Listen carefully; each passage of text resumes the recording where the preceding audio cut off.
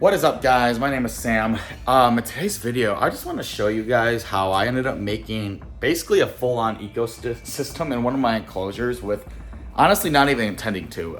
It's pretty cool, and almost every night I'll actually go downstairs and look at this enclosure and kind of just look at everything because it really is just a full-on, ecosystem in there. I got self-sustaining plants, there's bugs. It's just really well put together, and I didn't really intentionally mean to do this, but it somehow happened. So yeah, let's go ahead and look at this enclosure that we get. The enclosure that I'm talking about is actually my Conyxus homeana enclosure, the Holmes hingeback tortoise. So these are critically endangered species from Africa, and essentially when I was putting this together, I think I made a YouTube video of me putting it together, and I basically just put it, I put in drainage, I put in plants.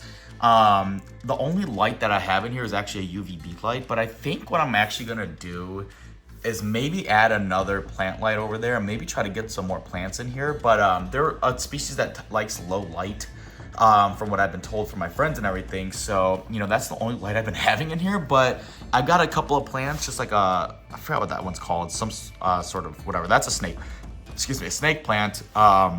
That's a different type, and they're growing really well. But here's what I want to show you guys. I have a bunch of beetles in here, and we're gonna flip over some of the stuff and kind of show you guys everything that's going on. So the main goal, was to make a bioactive enclosure. I don't really like these beetles, so I might actually just end up, feeding them off to something. But if you look, I got a bunch of isopods in there. This is one of my females right here. I'm gonna move her over. Got a low-lying water dish. I got a bunch of springtails. I need to clean out that water dish. Again, you can just see all different sorts of bugs. You got some mealworms. You got worms over here. I got dubia roaches galore over there. It's really weird. I was not anticipating having a full-on, habitat in here. You can see all these little types of bugs. I really do want to get rid of these beetles. I don't think they're harmful, but they're kind of just ugly and creepy looking. But you can see, I got all different sorts of stuff in here that kind of just put itself together. I just threw in, look at this. We got a bunch of, I mostly have powder orange isopods in here, but I think a couple of purple ghost as well.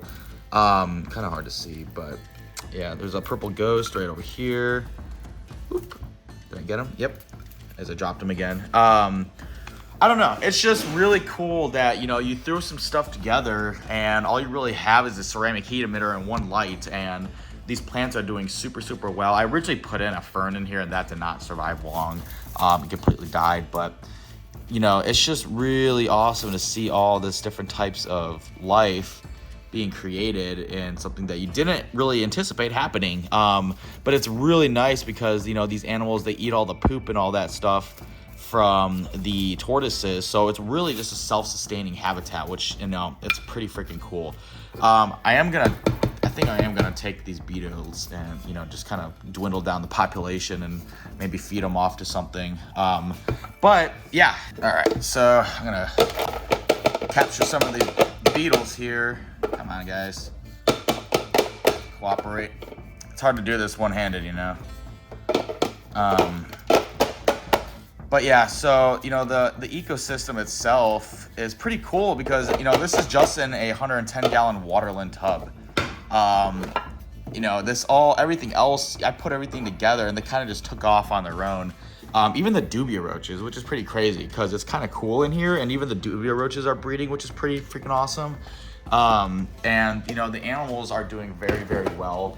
And kind of what I've done is I've kind of just thrown in stuff in here from taking apart other enclosures. So like, you got random pieces of cork bark, that gives more hiding spots for isopods and all that crap.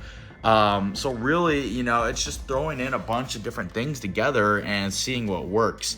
I don't know how the worm population is doing in here. I have a bunch of worms that I put in, and I spray this almost daily. And you can, even still now, I got some dust kind of kicking up, which is kind of weird, but it's weird, but I might just need to actually spray this even some more. But let's see, dig around and see what we can find. I'm hoping to find some worms, but I know towards the more wet areas, I got some worms and all that stuff, which is pretty cool. What is this? A root? But, you know, it's just pretty awesome to see, you know, that everything has gotten created by its own for these animals. So yeah, we're gonna give these guys, or these girls I should say, a little bit of a spray. I do spray it daily. I like to go along the sides of the enclosure, and that way, you know, it can kind of drip down and I don't get the substrate all, you know, moist and saturated. But I might go ahead and maybe actually spray the substrate this time just to see if we can get it a little bit more wet, and kind of disperse some of the animal life away from the water bowl and all that. But yeah, it's just going to show that, you know, this tub, this ugly freaking tub, somehow is one of my most successful enclosures, and I didn't really fully anticipate that even happening. But I just kind of wanted to show you guys how, you know, something can be made out of nothing, and that's what we should strive for a lot of our enclosures, is to make them into a habitat and essentially make something self-sustaining and all that. So yeah, thank you guys so much for watching this video, and we will catch you in the next one.